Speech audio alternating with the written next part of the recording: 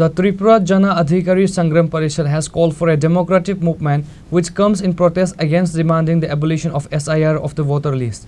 Organization President Subrata Bhowmik made the announcement at the press conference on Saturday. The Tripura Jan Adhikar Sangram Parishad has called on all democratic forces to unite and build a movement against the special intensive revision of voter lists, faring equally to the mass disenfranchisement of marginalized communities. In a press conference held at the organization's central office on Saturday, President Subrata Bhowmik stated that the country is facing a grave crisis. He expressed concern over what he described as barbaric attacks by the state on linguistic and religious minorities, migrant workers and the working class across the nation.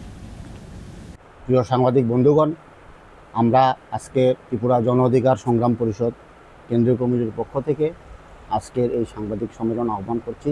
সকলকে ধন্যবাদ। আমাদের আজকে মুখ্য বিষয় হচ্ছে SIR নিবিড় voter তালিকা সংশোধন যে প্রক্রিয়া, তার বিরুদ্ধে আমরা তীব্র প্রতিবাদ জানিয়ে আজকের এই আমাদের সাংবাদিক সম্মেলন। আপনারা জানেন আজকে ভারতবর্ষে আজকে মোদির নেতৃত্বে বিজেপি এবং আরএসএসের শাসনে আজকে সারা ভারতবর্ষ জুড়ে সংখ্যালঘু অংশের মানুষ, ভাষাগত সংখ্যালঘু, ধর্মীয় সংখ্যালঘু অংশের মানুষ থেকে শুরু করে আজকে বিভিন্ন খেটে খাওয়া অংশের মানুষ, শ্রমিক এবং শ্রমজীবী অংশের মানুষের উপর যেভাবে রাষ্ট্রীয় নিপীড়ন এবং আক্রমণ চলছে, আজকে বিভিন্ন জায়গায় আমরা দেখছি যে সেসব খেটে খাওয়া মানুষের তাদের বৈধ কাগজপত্র নাগরিক থাকা সত্ত্বেও তাদেরকে বিভিন্নভাবে তাদের রাষ্ট্রহীন এবং বেনাগরিক করার উদ্দেশ্যে আজকে লেগে পড়ছে এবং তাদেরকে রাষ্ট্রহীন করে শুধুমাত্র সেই কর্পোরেট পুঁজি দালালদের সস্তা শ্রমিকে পরিণত করার জন্য, তাদের দাস শ্রমিকে পরিণত করার জন্য বিভিন্নভাবে চক্রান্ত শুরু হয়েছে। আমরা দেখেছি তাদের বিভিন্নভাবে রাষ্ট্রীয় মদতে তাদের বুলডোজার দিয়ে ঘরবাড়ি ভেঙে ফেলা হচ্ছে, তাদের শেষ সম্বল বসত বাড়ি ঘুরিয়ে ফেলা হচ্ছে।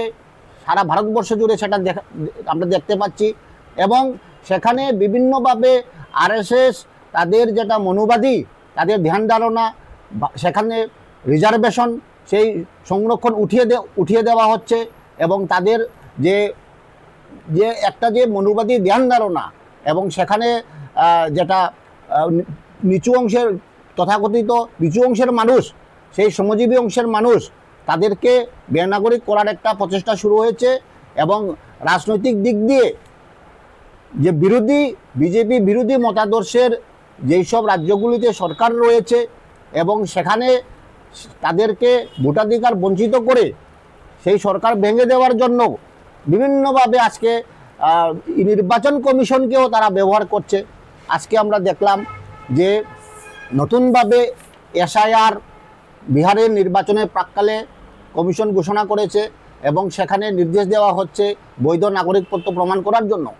আমরা দেখলাম আজকে সেই ভারতবর্ষের কোটি কোটি শ্রমজীবী অংশের মানুষ তাদের শুধুমাত্র বাঁচার জন্য, যেখানে কর্মসংস্থানের কোনো ব্যবস্থা নেই, সেখানে স্বাস্থ্য শিক্ষার কোনো বাসস্থানের কোনো ব্যবস্থা করা হচ্ছে না, সেই ক্ষেত্রে শ্রমিকরা কিভাবে তাদের বাঁচা মরার জন্য রক্ত ঘাম একত্র করে তারা বিভিন্নভাবে এক রাজ্য থেকে অন্য রাজ্যে পরিযায়ী শ্রমিকে তারা বিভিন্নভাবে বাঁচা মরার কাজ চলছে। সেখানে বিজেপির আইপিএফ ত্রিপুরা মতা সরকার সমস্ত ক্ষেত্রে একটা অংশের মানুষের স্বার্থে কাজ করে না, এরা সমস্ত অংশের শ্রমজীবী মানুষের বিরুদ্ধে, ট্রাইবেলদের বিরুদ্ধে, ওবিসির বিরুদ্ধে, সংখ্যালঘুদের বিরুদ্ধে, দলিতদের বিরুদ্ধে একটা সরকার, সাধারণ মানুষের বিরুদ্ধে। এরা ভালো করে জানে এসআইআর ব্যাপারটা এখানে কেন আমরা গুরুত্ব দিতে চাইছি। Reported by Amit from Agartala, Chinikhora.